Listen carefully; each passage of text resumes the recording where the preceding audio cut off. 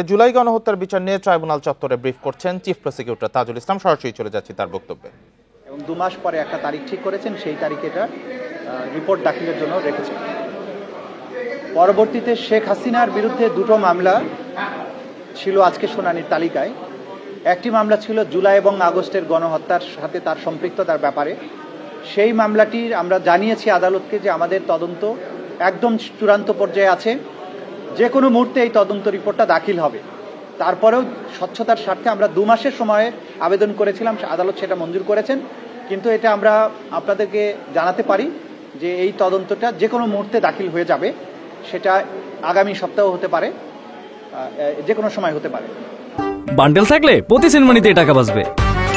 বিকাশ send money bundle কিনে জিতুন প্রতি লেনদেনে।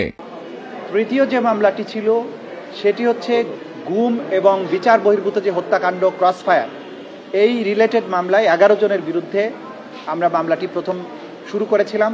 11 জনের বিরুদ্ধে গ্রেপ্তারি পরোয়ানা জারি করা হয়েছিল। তার মধ্যে মাত্র একজন গ্রেপ্তার আছেন, তিনি হচ্ছেন সাবেক মেজর জেনারেল জিয়াউল আহসান। সেই মামলার ব্যাপারে আমরা যেটা জানিয়েছি যে এই মামলার তদন্ত করতে গিয়ে আমরা ডিটেনশনের যে সেন্টার, গোপন কেন্দ্রগুলো ছিল, এরকম 4টি ডিটেনশন সেন্টার আমরা আমাদের তদন্তকারী সংস্থারা ভিজিট করেছেন, উদ্ধার করেছেন। এবং সেখানে গুমের কাজে, নির্যাতনের কাজে, গুম করে হত্যা করার কাজে যে সমস্ত ম্যাটেরিয়াল ব্যবহৃত হতো সেগুলো উদ্ধার করেছেন। যারা যারা এই গুমের সেন্টারগুলো পরিচালনা করতেন তাদের নাম ঠিকানা বের করেছেন। এবং কিভাবে এই লাশ অথবা এই বন্দীদেরকে ডিসপোজাল করা হতো সেটার ব্যাপারেও তথ্য প্রমাণ সংগ্রহ অনেকগুলোই হয়েছে, অনেকগুলো চলমান আছে। এইখানে শত শত অভিযোগ আছে গুমের।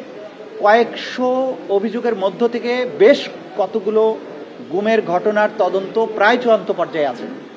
সেগুলোর তদন্ত রিপোর্ট যে কোনো সময় হয়তো আমাদের তদন্ত সংস্থা দাখিল করতে পারবেন। এটার জন্য আমরা 3 মাসের সময় চেয়েছিলাম, সেই সময় অ্যালাউ করা হয়েছে। বাট 3 মাসের মধ্যেই আমরা আশা করছি অন্তত কয়েকটি মামলার তদন্ত রিপোর্ট। এই গুমের ঘটনায় যদিও আমরা মূলত একটা মামলা দায়ের করেছি, এই একটা মামলার মধ্যে শত শত গুমের অভিযোগ আছে।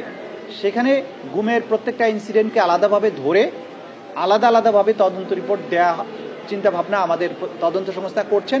এবং তারা আশা করছি কয়েকটা তদন্তের রিপোর্ট খুব সহসাই দিতে সক্ষম হবে। এটা ছিল আজকের দিনে মোটা দাগের প্রসিডিংস। আপনি একটা বলছেন যে ওই যে অবৈধতাদের সহ 45 জনের বিষয় যেটা প্রাথমিক প্রমাণ মিলেছে এটা বলেছেন, এবং একই সাথে শেখ হাসিনাটাও বলেছেন যে প্রাথমিক মিলেছে। আপনি কি বলেছেন কোর্টে?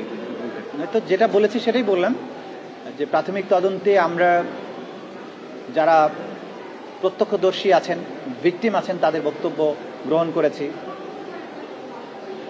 হসপিটাল থেকে ডকুমেন্ট সংগ্রহ করেছি, বুলেট উদ্ধার করেছি, ভিডিও ফুটেজ উদ্ধার করেছি, ড্রোন ফুটেজ উদ্ধার করেছি। এই সবগুলোর থেকে আমরা যেটা মোটা দাগে তদন্তের কনক্লুশনের যে দিকে যাচ্ছে সেটা হচ্ছে যে এটা একটা রাষ্ট্রীয় সিদ্ধান্তে সুপিরিয়র রেসপন্সিবিলিটির মাধ্যমে হাসিনা নির্দেশ দিয়েছিলেন, তার মন্ত্রিপরিষদ, তার পুলিশ বাহিনী সেটা ক্যারি আউট করেছেন এবং তারা এই পরিকল্পনা সাজানো মাঠ পর্যায়ে বাস্তবায়নের কাজ করেছেন। এটা pure and simple wide spread and systematic attack on civilian population. সেই কারণে এটা ক্লিয়ারলি মানবতা বিরোধী অপরাধ। সেই মানবতা বিরোধী অপরাধের সুপিরিয়র রেসপন্সিবিলিটিতে শেখ হাসিনা বা অন্যান্য যে সমস্ত আসামিরা আছেন তারা তাদের পজিশন অনুযায়ী সেই মামলায় অভিযুক্ত হচ্ছেন এবং সেই অনুযায়ী তদন্ত রিপোর্ট দাখিল হবে বলে আমরা আশা করছি। দেখুন, এইটা হ্যান্ডকাপ পরানো বা না পরানো এটা প্রসিকিউশনের বিষয় না।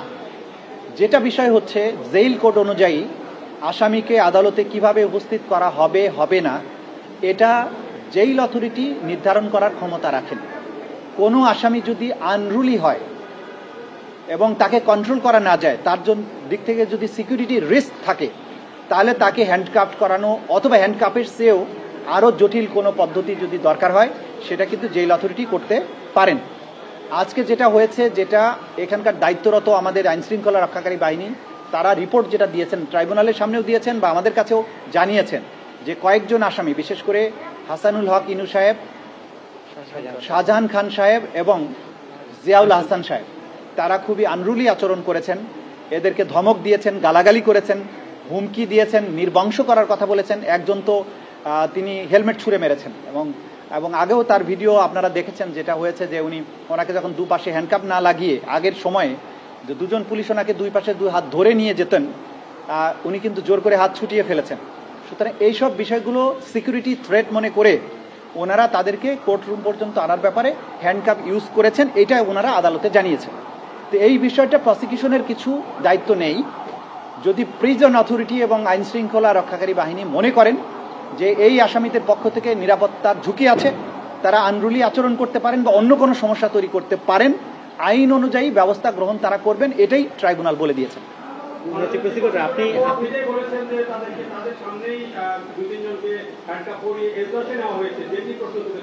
হ্যাঁ, ওইটা ব্যাখ্যাও পুলিশ বাহিনী দিয়েছেন। সেটা হচ্ছে যে 17 জনকে তোলার সময় গেটের থেকে একজন একজন করে খুলে খুলে তো ঢুকাচ্ছিলেন। শেষ মুহূর্তে এই চাবি সংখ্যা যেটা, এই চাবির সংখ্যা বোধহয় বেশি না, আমি যতটুকু বুঝতে পেরেছি, খুলতে সময় লেগেছে, পরে তাড়াহুড়া করে ওনাকে ওই অবস্থায় ঢুকিয়ে ফেলেছে। এটা তাদের অনিচ্ছাকৃত। কোর্ট রুমের মধ্যে কাউকে হ্যান্ডকাপ করানোর নির্দেশনাও নাই এবং তারাও এটা করবেন না, কিন্তু সেটা যেটা হয়েছে তাড়াহুড়া করে একসাথে ঢুকাতে গিয়ে খুলতে সময় পান না, সেই কারণে হয়েছে এবং এই ব্যাখ্যা কোর্ট এটা গ্রহণ করেছে। আপনি কোর্টে বলছিলেন যে শেখ হাসিনার বিরুদ্ধে যেটা, সেটা 1 থেকে 2 সপ্তাহের ভিতরে আপনারা হাতে পেয়ে যাবেন, তাহলে আবার 2 মাসের সময়টা কেন নিলেন? আমরা 1 সপ্তাহ প্রতিদিন, যদি কোনো কারণে 2 সপ্তাহের মধ্যে দিতে দেরি হয়, 2 সপ্তাহের পরে 2 সপ্তাহ 14 দিনের জায়গায় 16 দিন লাগে, তা আমি কি আবার পিটিশন নিয়ে আসবো? ন্যাচারালি আমরা সময় বেশি করে চাই, কিন্তু তদন্ত রিপোর্ট তার আগেই দাখিল হয়ে যাবে। আন্তর্জাতিক অপরাধ tribunal chief prosecutor Tajul Islam briefing করছিলেন, সরাসরি যুক্ত ছিলাম সেখানে।